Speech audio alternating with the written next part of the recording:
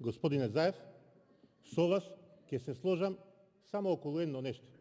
Дека акцијата беше исклучително професионална, бидејќи ја спроведе американската агенција ДА. Господинот Спасовски си гледаше на вести што се случуваше.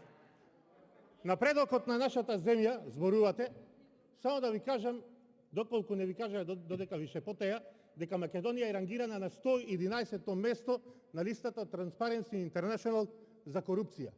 Го делиме 111-тото место со Панама и Монголија.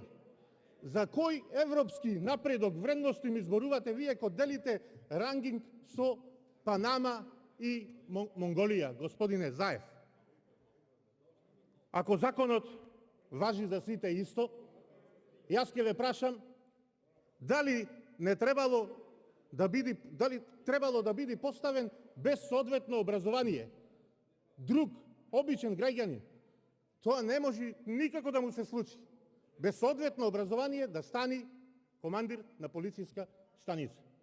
Но видовме, де ја си кажа, зошто ви бил потребен ваков командир на полициска станица, за да ја прати дрогата, да ја на безбедно да ја пренеси, која се произведува во фирмите кои се поврзани со вас. И за крај, за да ви кажам за сликите кои ги покажувавте, господине Заев, комшиите и сограѓаните не се бираат, но командирот се бира по закон. А овие тројца го прекршиле законот, бидејќи го поставиле незаконски без соодветно образование.